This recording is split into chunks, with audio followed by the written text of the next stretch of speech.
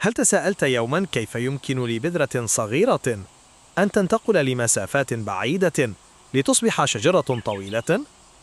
دعونا ننضم إلى المستكشفين الصغار تيم وجنى في مغامرة عبر الغابة لاكتشاف أسرار الطبيعة المذهلة. واو، انظري يا جنى، هذه البذرة الناعمة تبدو وكأنها تستطيع الطيران. نعم، لأن الرياح تحمل هذا النوع من البذور إلى أماكن بعيدة. يعني النبات يرسل بذوره مع الهواء. تماما، هكذا تنتشر النباتات في أماكن جديدة. انظري يا جنى، هذه البذور تطفو فوق الماء. بعض النباتات تستخدم الجداول والأنهار لنقل بذورها.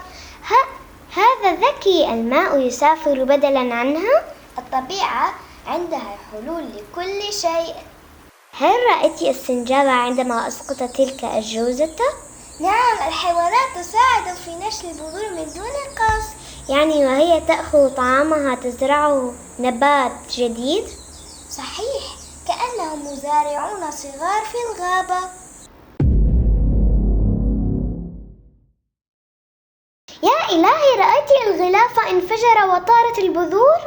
بعض النباتات تطلق بذورها بهذه الطريقة، تنفجر لترميها بعيدا كأنها صواريخ صغيرة.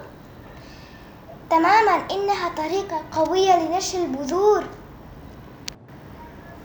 النباتات مذهلة يا جنى، لكل واحدة طريقة خاصة للانتشار. ما زال أمامنا الكثير لنتعلمه من هذه الغابة الجميلة. هل نكمل استكشافنا؟